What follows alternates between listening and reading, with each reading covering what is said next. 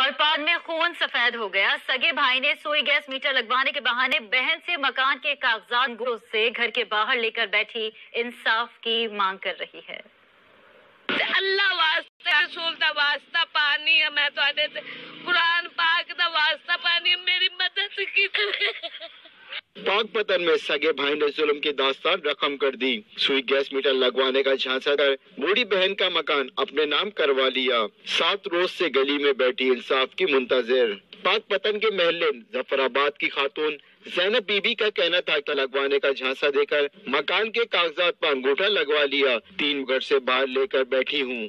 3 بچے چھوٹے چھوٹے تے اج 5-6 دن ہو گئے مینو گھروں باہر دتا. ادو انہوں نے دسے بھی تھا میں اپنے نا کرا لی. مینو سارے محلے والے دے رہن, میں دن اتنے آ جانے ہٹ کے اتنے بیٹھی رہنی.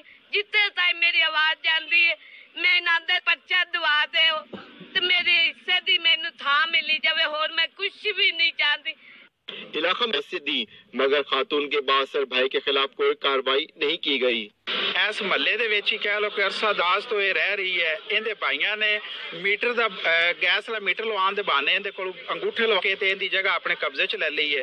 اے سامنے قبضہ ہوا پیا اور پولیس کسی بھی حد تک انہاں دے نال تعامل کرن تیار نہیں, اور وہ بھی انہاں دے نال ملزماں دے نال کہہ لو کہ ساتھ بعد ہو کے تے انہاں نوں کوئی 1% بھی انصاف نہیں مل رہا. زینب بی بی نے بتایا کہ نشے کے عادی شوہر عرصہ دراز سے بے یار و مددگار چھوڑ کر چلا گیا. بچوں کی کفالت کے لیے گھر میں کام کاج کرتی ہوں. حکومت وقت بچوں کی جذبات کو دلوانے میں مدد کرے.